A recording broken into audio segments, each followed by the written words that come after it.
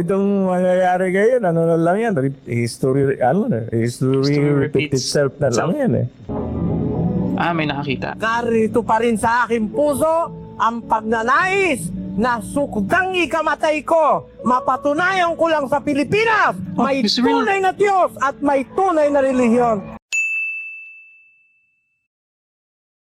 Magandang araw po sa inyong lahat. Sir JR po ng Usap-Usap University at mga ka-U3. Welcome back! Tuloy na naman po sa ating regular po na palabas. Dito po sa U3 ang ating ginagawa. Tayo po ay nanonood ng mga religious discussions, preaching, sermons, debate at iba pa. But for this particular one, dahil po ngayon po ay Pebrero na, and hindi po maikakaila na ang pinakapopular po ng mga video sa ating channel sa ngayon ay ang mga videos po ni Brother Eli Soriano. Siya po ay pinagpahinga na ng Panginoon noong 2021, Pebrero rin po. Hence, we have this video. Ito daw po ay parang tribute kay Brother Eli Soriano. At ito ay nagmula sa kanilang programa. And I am guessing this is around mga mid-2000s. Sa akin pong background sa pag-aanalisa, sa paghihimay ng aking mga napapanood, ako po ay dating university debater mula po sa MSU IIT. Ako rin po ay nakapagdebate sa ABS-CBN News Channel, member ng isang international public speaking organization, at representante ng Pilipinas sa isang komperensya na inorganisan ng Harvard University sa Amerika. Mga ka-U3, alam niyo naman po yan, hindi po ako member ng MCGI. Isa lamang po akong hamak na video reactor. Wala po kaming religious agenda rito na sinasabi namin isang reliyon ay dapat yung kaaniban or dapat wag yung kaaniban. Ang sa amin lamang po sa U3, kami ay nagbibigay ng fair and honest lamang na reaction as we are watching the video for the first time. If you like these kinds of contents, please click like, ayan, and you can also share this link with your friends sa social media. So I'm excited about this video. Sabayan niyo po ako mga ka-U3. Let us watch this video together. Let's go.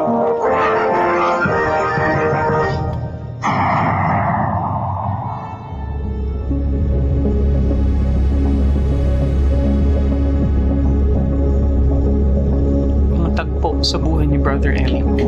Parang biography. A 7 ng Abril, 1964. Ganap na alas 5:45 ng hapon, nagpabautismuhan si Brother Eli Soriano.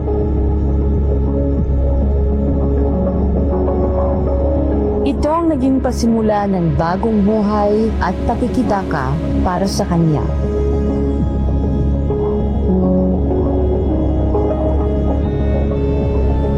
At dahil na rin sa katapatan sa paglilingkod sa Diyos, ay napalapit siya kay kapatid na Teres. At pinagtiwalaan ng masiselang tungkulin sa iglesia na pumanday sa kanya upang maging isang ganap na mangangaral ng Diyos. Bakit to, kapatid na Perez? Tandaan mo si Cornelio. May magpapabautismo raw, mga 30 katao yan, magpulong ka. Pakita mo sa mga tao kung anong klaseng ministro yan.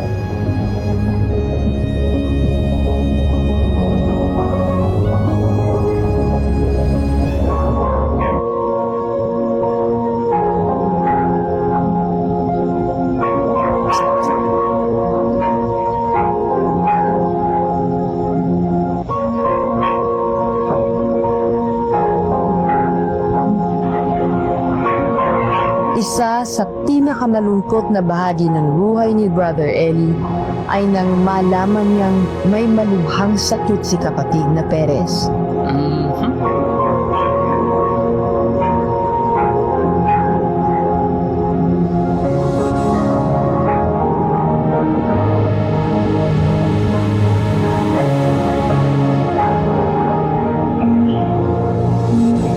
Tinawa.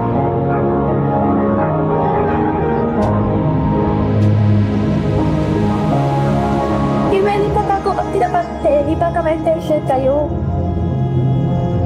Makameditation kayo.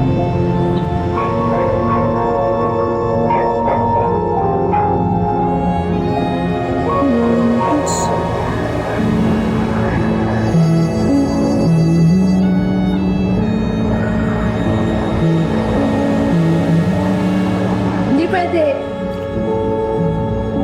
Pinagawa niya. Hindi pwede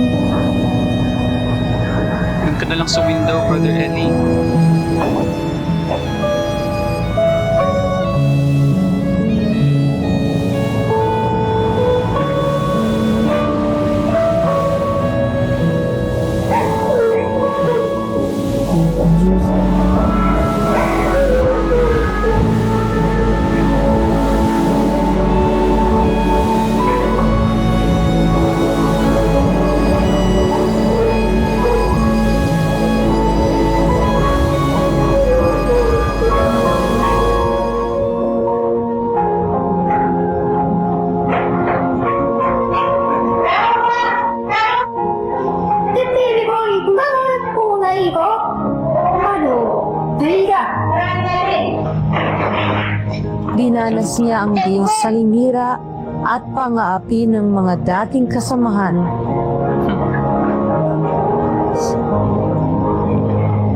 Paninira ng Anong dating kasamahan. ginagawa mo dito? Bawal magpumasok! Cut!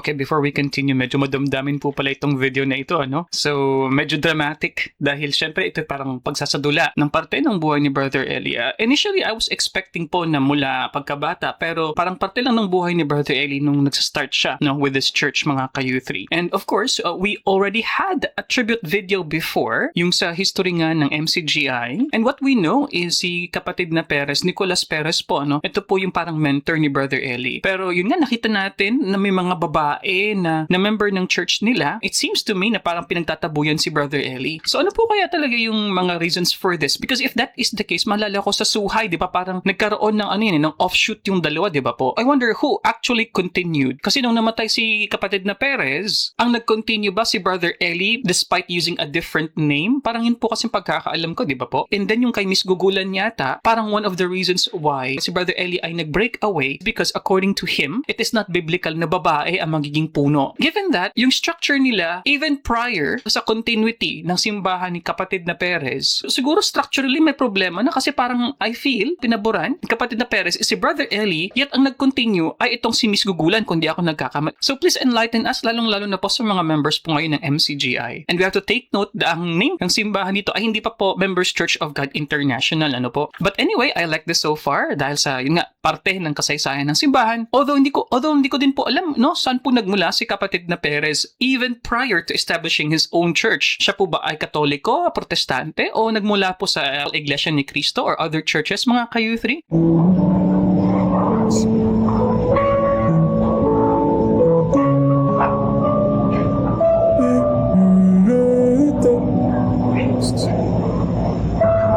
He was crying.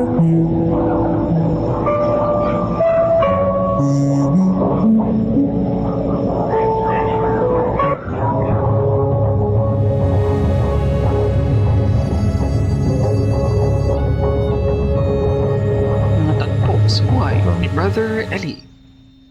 Okay. Noong pong mga panahon na yun, kapatid na boy, kasama nyo na yata si Brother Eli eh. Oo, saksi po ako doon nung mamatay si kapatid na Perez eh. Parang gumuho ang ano sa amin eh. Kasi akala namin walang papatungan ng kamay noon. Dahil ang sabi ng kapatid na Perez, pag wala akong napatungan ng kamay, manatili na lang kayo sa aral na naituro ko sa inyo, sabi niya. Ay, sa pagkakala namin walang napatungan ng kamay, para kaming nawala ng pag-asa. Hanggang sa maintindihan namin na hindi pala yung pagpapatong ng kamay, literal na pagpapatong na gano'n. Kagaya nung nasa Timoteo, nang patungan ng kamay si Timoteo ni Pablo, magkalayo yung dalawa. Nung sabihin ni Pablo, gawin mo na yung ministeryo. Kaya noon, naniniwala ako sa lahat ng mga manggagawa noon, si Brother Eli ang napatungan ng kamay. Dahil siya lang po ang binigyan ng designation ministro ni kapatid na Perez. Nakita ko po yun nung gawin ni kapatid na Perez yung ID na lahat kami preacher. Hanggang si kay Libita, kay Mimong na yan. Yung mga magagawa lahat kami preacher, siya lang ang ministro. Kaya dinigay na ID ni kapatid na Perez.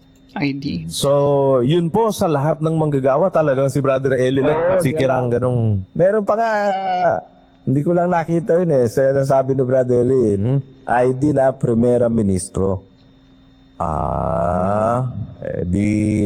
Nandiyan sa ano po yun, ako nag-iingat nung araw eh. Nandiyan po sa, siguro nasa National Library natin. Opo, National Museum. Ano pong nangyari sa mga kapatid nung pumanaw ang kapatid na Perez? That's the right question. Hindi na alam ko anong gagawin namin. Paano ba? Paano na tayo? Paano tayo? Ang sabi ng Lopez, manatili na lang kayo.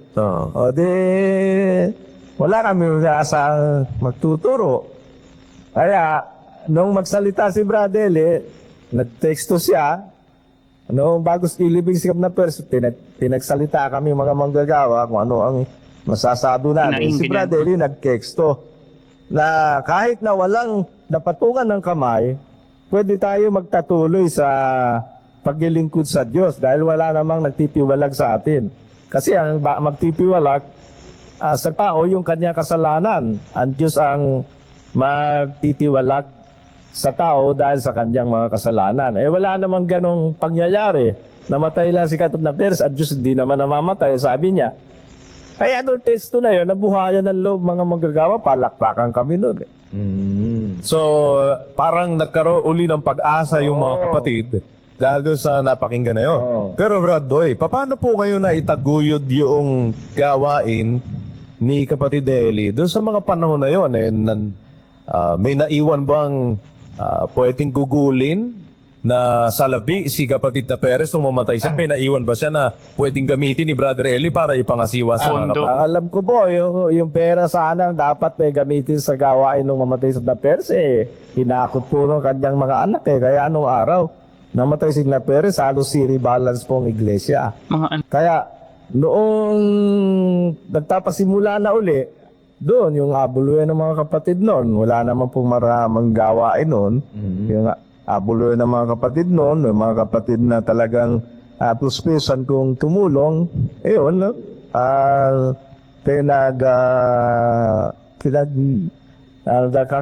ang ginagamit na pinagkakagastusan nung araw. Si kapatid Eli ba huminto na ng paghahanap buhay nung... Ay, hindi. Hindi siya nga kumukuha ng sweldo ito yung sinasabi ko kasi yung paano patuloy ng mga At nagpatuloy pa din ang pangangaral niya rin. Sariling gastos niya pa rin yung... Oo, hindi naman po tumitigil yun hanggang sa... kasi ang nangyari doon, napakahabang istorya. Ang nangyari noon, nung nakikita na nila na si Daddy Eli, nakikilala na ng mga kapatid, Kasi alam nyo, nung mamatay si Perez, si Daddy Eli na gumagawa ng teksto Before we continue, so may tanong po ako doon, no? Yung sa transition mula kay kapatid na Perez, I think doon po sa kanilang dramatization kanina, that was a bit shortened, kumbaga, kasi nakita natin, dinuraan pa siya ng babaeng miyembro. But it seems to me, based on the story of kapatid na Boy, na nakapagte-texto pa si Brother Eli. So I'm confused kung kailan, kumbaga parang pinagtabuyan si Brother Eli ng other female members, at least doon sa nakita natin kanina sa video, away from the church. And he was not accepted anymore. Was there a kind of takeover by the other members instead of Brother Eli, say months after the death of kapatid na Perez? And I feel though, in the infancy ng Church of God, I felt na talagang medyo hindi organized. Kasi nga, di ba, if it's church fund, dapat po hindi mapupunta yan sa members ng family ng founder. And in this case, kapatid na Perez. But Brother Boy here is saying na nung namatay nga si kapatid na Perez, sa mga relatives or anak ni kapatid na Perez na punta yung pondo na supposedly dapat sa church, mga ka-U3. And with regards to continuity, yan po ang isa sa mga pinaka-common po talaga na problem. Yung succession nga po, talagang dapat nakapag-prepare yung mga preachers na ito. Kaya sa iba po, hindi po yan rare na ang next na ibibigyan nila ng posisyon or kumbaga ang mag-manage, maging tagapangasiwa, ay ang kanilang families when they pass it on to the next generation, kanilang mga anak. Kaya makikita niyo po yan sa trend all over. The Manalo family for Iglesia ni Cristo, the Moon family na nagmula naman sa Korea, si Brother Daniel Rosa naman is pamangkin ni Brother Eli. So anyway, this is interesting. Let's continue. Kaya lang nilalagay namin doon sa ilalim, N.A. Perez. Pero sa katotohanan, Si Brother Eli may gawa ng teksto. Kaya sabi nga ng mga kapatid, tignan mo nga patay na sa na Perez nalulinasan Yung teksto niya sa kanya pa rin. mga problema. Hindi nila alam, si Brother Eli gumagawa, kaya lang, ayaw ni Brother Eli na siyang, ayaw nila na makilala ng kapatid si Brother Eli, kaya N.A. Perez ang nilalagay sa teksto. bukod po dyan sa mga sakripisyo na yan ni Brother Eli na paghahanap buhay, may taguyod ang gawain, talagang sariling bulsa, kumakayot para maipantustos sa pangangasiwa sa mga kapatid. Bukod dyan, siyempre hindi naiiwasan na ngayon ang dami, lalo na nagagalit sa kanya Doon mga panahon na yun, kapatid na boy, meron na po bang mga nagagalit din sa pangangaral Meron ni na. Brother Eli? Ako itong mangyayari ngayon, ano na lang yan, history repeat itself na lang yan eh. Bakit po naman nila ba? Well, dahil nung araw pa na marami nang bumabanat kay Brother Eli na yung mga ministrong sabihin na natin mga iglesia ni Cristo noon pa Noon nung pa. makilala si Brother Eli na nangangaral sa Pampanga inaano niya yung inaatake nila si Brother Eli atake kayo atake sa abulo tinan mo ikaw ang panugtog mo gitara kami organ. Rod Boy, meron po kami ipapong panood sa inyo. Tingnan po ninyo kung may matatanda kayong ganitong tagpo sa buhay ni Brother Eli.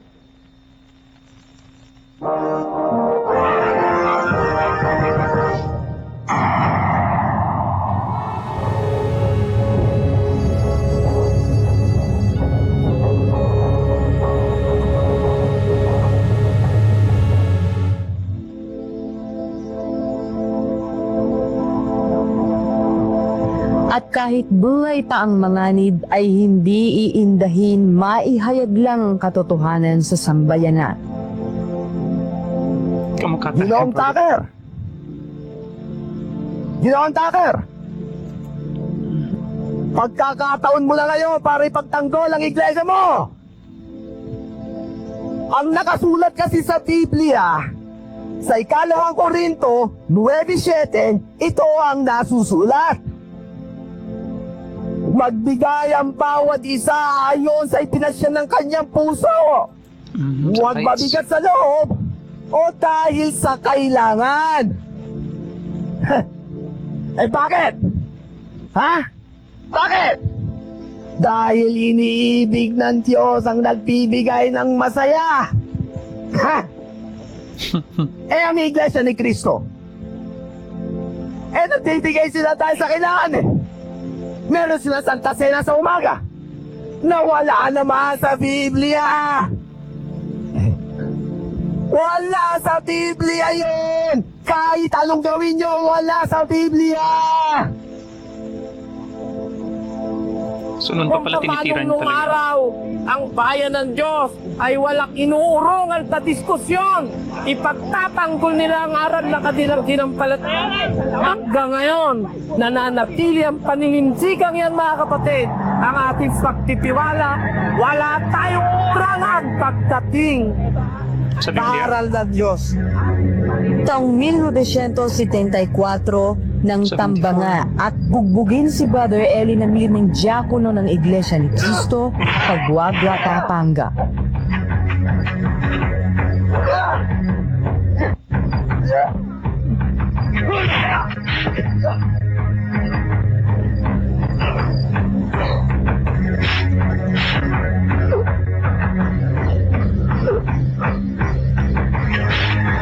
Well, lucky he was not killed. Yun nga.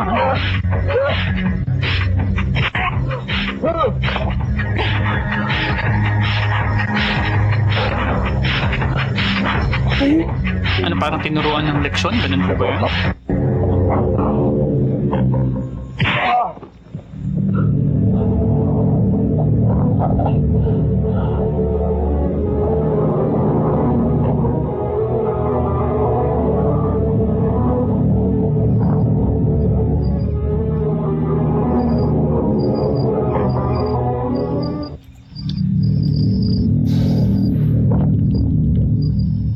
Okay, before we continue mga ka-U3. So like what I said, so this is quite dramatic dahil syempre ito ay pagsasalarawan ng mga parte nga ng tagpo sa buhay ni Brother Eli. And that's the thing about Filipinos in general. We are very, very emotional And the reality is for others, their religion is extremely sacred. Dahil na rin po siguro dahil ito ay parte ng tradisyon ng kanilang family. Ito yung kanilang kinamulatan. Or people really believe that what they believe is actually really the truth. And dahil ang path, kumbaga, ni Brother Eli is exactly in trying to debunk what other religions are, hindi po maiwasan na magiging emotional yung ibang mga miyembro. I'm not saying that violence is the solution, but I'm just saying that is the reality. That's the risk that's included in this kind of job. And since 1970s pa po ito, na according sa dramatization ay binugbog daw po si Brother Eli. So ang impression po sa akin is talagang matagal na, no? Na mayroong quote-unquote girian, especially from the side of Brother Eli in attacking Iglesia ni Cristo. While for others, it is direct solution, yung quote-unquote assassination. I don't think that for others, it's the solution. You are making someone, kumbaga, a martyr. You're making someone a kind of quote-unquote hero, if that's the case. Kasi nga, the idea of ideologies or beliefs is that you can kill the messenger, but you can never kill the message. But when this happened kay Brother Eli, I wonder, pinablatter ba ito ni Brother Eli? And if it's 5 versus 1, probably his injuries might be very severe dahil 5 tao po ang bumugbog sa kanya according to this story. Ano, Mama, binubugbog? Ay, Mama, binubugbog. May nakakita. Narito pa rin sa aking puso ang pagnanais na sukdang ikamatay ko. Mapatunayan ko lang sa Pilipinas, may it's real. tunay na Diyos at may tunay na relihiyon. Oh, real photo.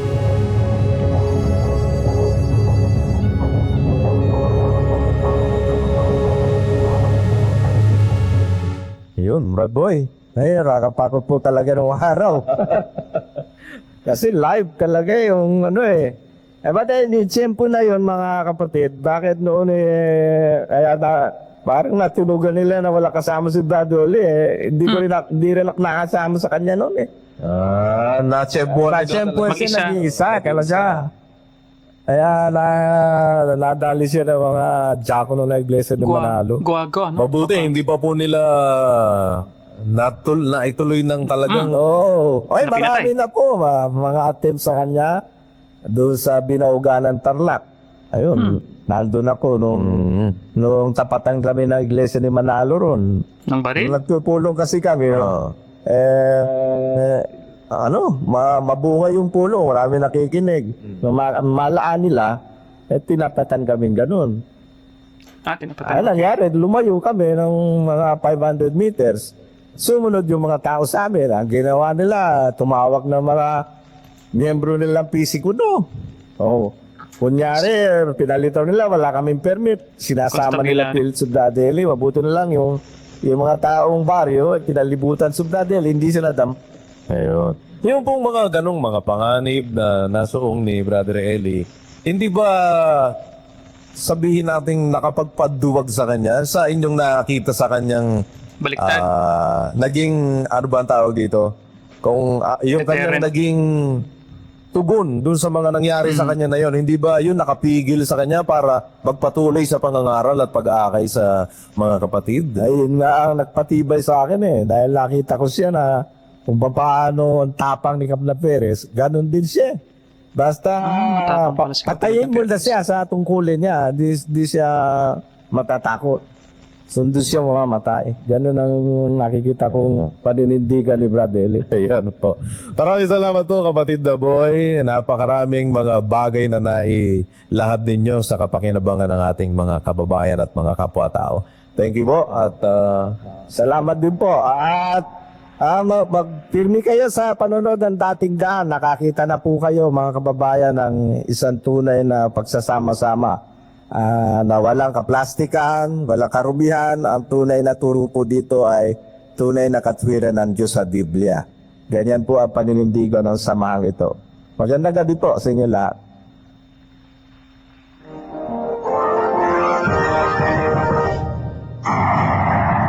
So next po dyan, short video, still on the tribute on the 50 years na naman po, no, ni Brother Eli sa MCGI. The worldwide evangelization. The conversion of countless souls from different countries. From their wayward lives, they were led to the faithful service to God. The steadfast faith of the congregation he leads. His unselfish efforts to reach out and lend a helping hand to the needy. All these are just some of the things you've been doing for the past 50 years. At a tender age of 17, you began your service to God. 50 years after, the fervor did not wane. It even became more intense. Walang napakagandang pamumuhay sa mundo kundi nabubuhay kang may batayan. You are living with a purpose. Merong dahilan at may intensyon ng buhay mo. Hanggang meron po akong kaunting lakas at buhay na ipinagkakaloob ang makapangyarihang Diyos sa lahat, magsasalita po ako dahil sa inyong kaligtasan. What else can we say but thank God for sending us someone like you? Happy 50th year of service to God, Brother Eli.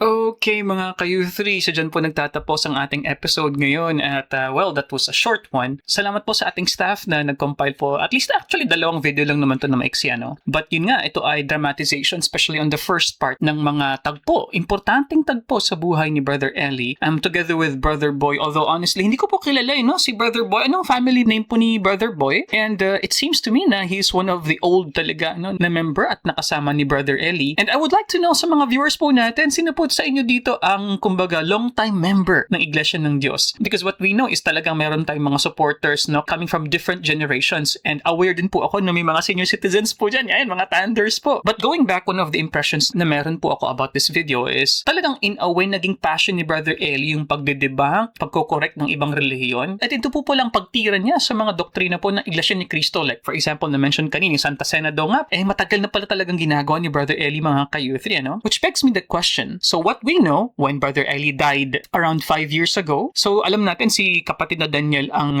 humalili. So I wonder, after Brother Daniel, of course he's still very alive, very strong, but if time comes that there is a need for succession, sino po kaya ang susunod mga ka-U3? Ang maging kasunod po ba is ang wife ni kapatid na Daniel or ang kanyang son mga ka-U3? I wonder kung meron ng kumbaga the proverbial laying of the hand sa susunod na magiging ministro, magiging overall servant po ng MCGI. And my curious question here, dahil over time, the reality is meron pong pagbabago sa pamamahala, hindi rin po kasi maiwasan. Ano po kaya ang mga nagbago na doktrina, quote-unquote, if there are, o nagbago na mga aral over time from kapatid na Perez to Brother Eli to Brother Daniel? Because as far as I know, is wala na pong debate, di ba po? Hindi na po nagkakaroon ng debate, religious debates. Wala na rin po yatang tanungan, no? Katulad po ng ginagawa ni Brother Eli with regards to the era ngayon, no? Kay kapatid na Daniel. So mga ka-youth, please comment below what do you guys think about this episode. I think for other members, especially po ng members ng MCGI, this could be quite nostalgic for you. So it seems to me, no, na yung pain and sadness na na-feel ni na kapatid na Boy and Brother Eli is a little bit similar for sure when kapatid na Perez died a long time ago mga ka-youth. Anyway, I'll see you guys next time. Peace. Bye-bye.